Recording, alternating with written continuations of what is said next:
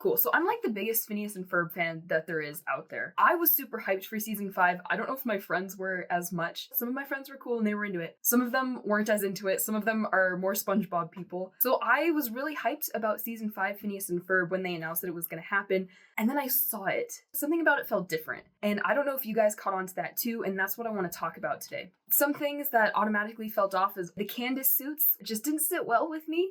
You can tell me what you guys think, what you thought about the Candace suits. I wasn't really vibing with those. They were a little strange. They were a little strange for me. Candace seems a little extra obsessive. I don't know. Does Baljeet seem extra smart? All of these things are going through my mind as I'm watching these new episodes. Why does Phineas and Ferb season 5 feel different? There were some themes that I found in Phineas and Ferb season 5 that almost felt similar to stuff that I've seen in the Star Wars reboots or even the live action remakes. There's 3 things that I'm going to cover in this video that I think are part of the reason why Phineas and Ferb season 5 feels different. Point 1, lightning in a bottle. Is it just because it's not in the 2000s anymore? I'm a fan of the 2000s. Who isn't a fan of the 2000s? I mean, we had silly bands, we had Selena Gomez, there was Justice for any of my girls out there.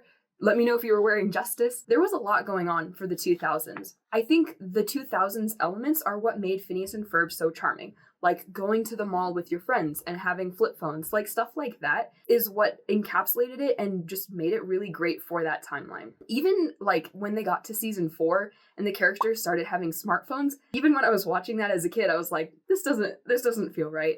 In 2026, I also think we have a different type of humor than we did in the 2000s. Some of these jokes don't feel as funny to me. I don't know if it's because I'm growing up or if it's just because this day and age. I'm leaning towards the fact that it is just this day and age. I'll go back and watch like season 1, season 2 Phineas and Ferb, and I will still be laughing at the jokes. The jokes that they're making now, I didn't find them as funny. The Candace suits, it was funny, but it's sitting on that edge of like funny and I'm uncomfortable, and the joke, it still just like wasn't landing for me, and I just miss what made Phineas and Ferb so great and originally was how clever it was. They didn't have to like be stupid or like say something stupid to get the audience to laugh. I feel like shows like SpongeBob do more of that.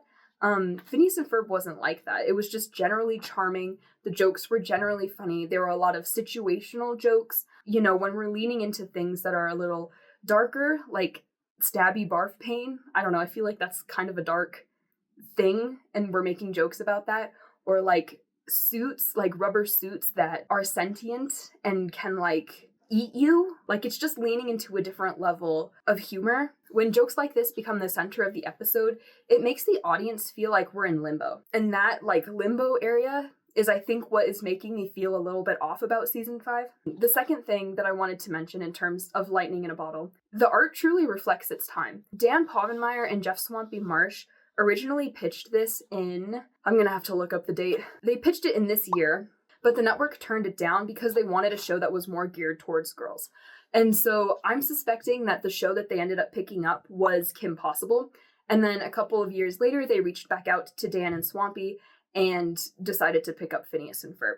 I genuinely think that Phineas and Ferb came out at the time that it needed to. Phineas and Ferb and Kim Possible came out around the same time, but if you imagine Phineas and Ferb coming out just a little bit earlier, if Phineas and Ferb came out around the same time as Kim Possible, I think the show would feel different, even if that's only a couple of years sooner, because our culture does reflect art. The art that we make reflects the culture. Topic number 2, the self-Whimsy conspiracy. Here I am again with my Whimsy. When companies start doing these remakes, they get caught up in what I'm calling the self-Whimsy conspiracy. So I think of Star Wars, I think of Pixar, and now I think of Phineas and Ferb. It feels like Phineas and Ferb is taking inspiration from themselves, and because of that, what made Phineas and Ferb so great originally is being taken away from that. Phineas and Ferb originally drew a lot of inspiration from classic cartoons. I know one of the ones that was a huge inspiration was Rocky and Bullwinkle. Like, these are shows that have been out for a super duper long time, and Phineas and Ferb is drawing inspiration from those. Instead, it feels like the people that are working on Phineas and Ferb are only drawing inspiration from older Phineas and Ferb episodes, and that just makes the show feel a little bit more shallow. It's similar to Pixar. Hot take, guys. I don't know if it's a hot take, but I feel like Elemental and Soul, films like that at Pixar, are trying too hard to be Pixar films. And I think the people that are currently working there know that Pixar is famous for making films that make you cry. So I feel like films like Elemental and Soul, or even Inside Out 2, are being made just so that they could make you cry. They're trying to live up to the name that they already have. A lot of the people that are working in these shows, on these shows right now, are people that grew up watching it. I don't think that there's a problem with that, but it does become a problem when your inspiration for the current show that you're working on is the show itself. It's kind of like Inception. It's like a show within a show. Your inspiration is yourself. So it just becomes a lot more shallow. Instead of drawing inspiration from older movies and old cartoons like the original season of Phineas and Ferb, it's drawing inspiration from itself. People in the studio are fans of the show, which is fine, but that creates a different mentality versus the people who were in the studio at the time when nobody believed in their idea. So like, I think of George Lucas. Everyone thought that Star Wars was going to fail. And George Lucas was kind of the only person who had faith in his idea when they were making Star Wars. Because of that, he had to rely on himself, and he had to rely on pulling inspiration from other sources and seeing what other stories did well. I think the same thing can apply here for Phineas and Ferb. When Phineas and Ferb was being pitched, it was still a super fresh idea. What was so revolutionary about it was the fact that Dan and Swampy wanted all of the characters to be nice characters. They didn't want anybody dumb, and they didn't want anybody who was overtly mean. That, and having, the ambition to do a song every episode, to have a bunch of catchphrases, and to also keep the show formulaic, all of those elements were super different at the time, super groundbreaking, and it caused a lot of people to be like, I don't know if this show is gonna work. And because of that, Jeff and Swampy, Dan and Swampy had to pull all of these resources from other places. The show became their show. Okay, so in an interview with The Hollywood Reporter, Dan and Swampy talk about the new people who are in the writer's room. Dan says, "We've got a lot of younger writers too. So the room is basically 50% us old folks who were on the original run and 50% young people who grew up with the show or sometimes on the show like Olivia." Yeah, they're talking about the girl who plays Vanessa. They often have a better knowledge of what we did in the show than we do. So I think that in and of itself is what's making the show feel different. It's being made by different people, and it's being made by people who grew up on the show and who are taking inspiration from the show itself. These artists are no longer pioneers. They're stepping in the shoes of the previous pioneers, the people who created the show in the first place. If you're already backed by the IP, you don't have to work as hard to get people to buy your thing. You already have a following, which is what we see with Star Wars, is what we see with Pixar. Sort of. Pixar, I feel like, is kind of losing it right now, and it's what we're seeing with Phineas and Ferb. I think of the new pioneers, which are Sony and Spider-Verse. Those people are making huge jumps in the animation realm and doing something that's totally different.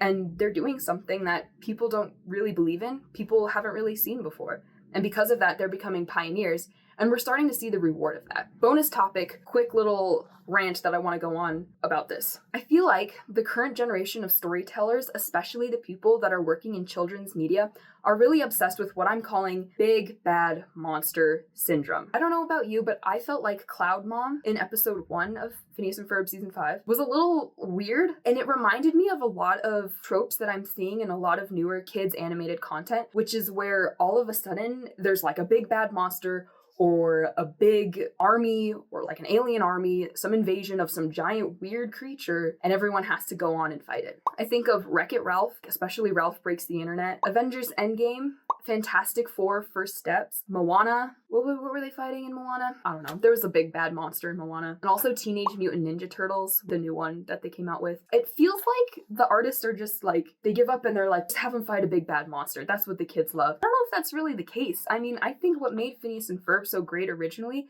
was how simple the ideas were. Like, let's just build a roller coaster in the backyard, or a beach in the backyard, or let's have a cherry race. Stuff like that is much more simple than like, my mom turned into a giant cloud and now everyone in the world has to go and save her. So yeah, that's, my personal opinion. I'm seeing this trope a lot in a lot of newer media, especially in kids media. We just end up fighting this big bad monster, even with like, what's it called?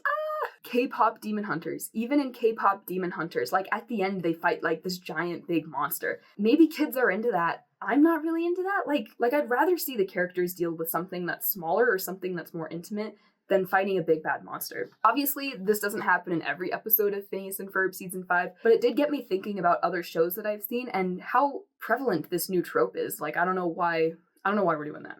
Okay, so in conclusion, maybe season 5 Phineas and Ferb feels different because it is different. There's new episodes, there's new titles, there's new songs and stories. Maybe it feels different because I haven't seen any of it before and it's not ingrained in my brain like every other episode of Phineas and Ferb. But I think the mixture between being put out in an age where kids are watching darker content, kids are a little more mature, and also the fact that a lot of the people that are working on the show are taking inspiration from the show itself. Things like that, even though they may seem small and they may seem subtle and you might not necessarily notice it, it goes a long way when it comes to creating art like this. In the end, I am still going to finish season 5.